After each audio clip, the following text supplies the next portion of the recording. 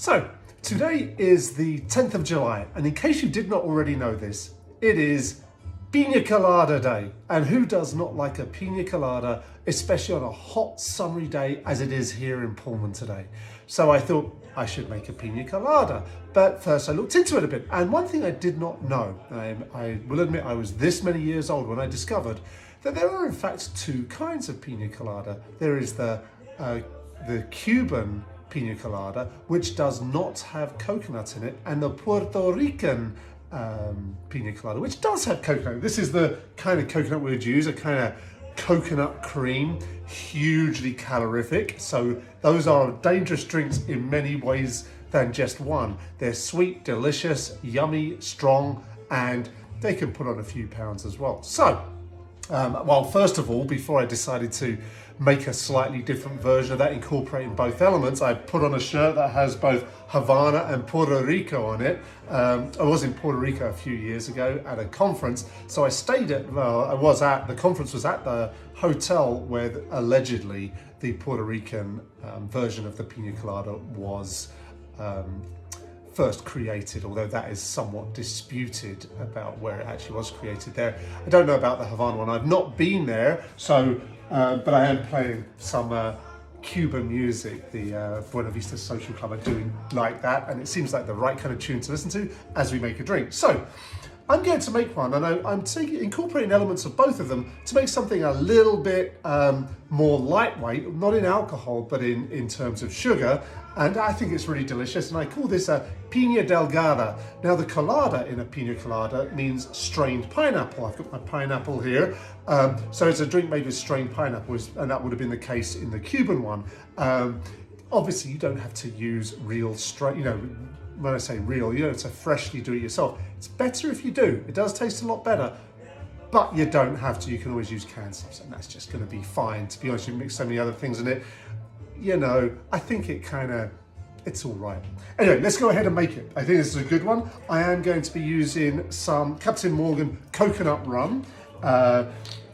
That will be quite good. And what I'm going to do here, you see I've got a glass and a mixing glass here. I've got my hurricane glass filled with crushed ice, but this is just with regular ice. I'm going to mix the ingredients in here first and then pour it into the crushed ice hurricane glass afterwards. So first of all, 1.5 ounces of coconut rum. You could probably use Malibu if you want.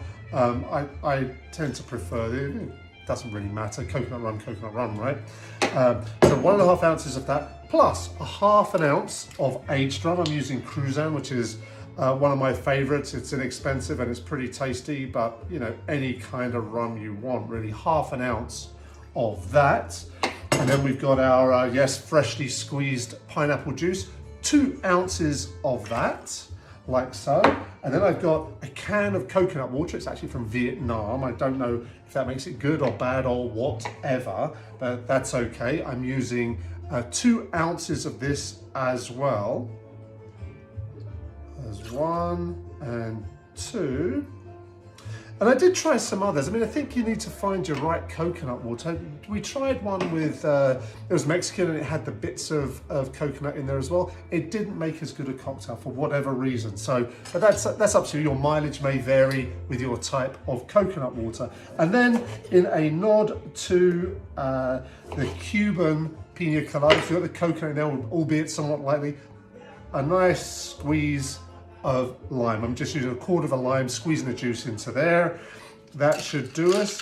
I am going to stir this, and then using my strainer, going to pour that into this glass here. Look how, that looks great already with the, that's perfect. And I'm leaving a little bit of space on the top, because what I found to make an even more refreshing drink is you can get some soda water, or this is SodaStream seltzer water. You could use a coconut flavored seltzer water if you want to, but as I discovered, so I was told by Kate, that those flavored, as we think of them, seltzer waters or soda waters, there isn't any actual flavor as such. It's all aroma. If you hold your nose and drink one, there's no taste at all. Isn't that sad? So I'm just using the regular stuff out of the SodaStream and just a little top on there to make it just a little bit effervescent.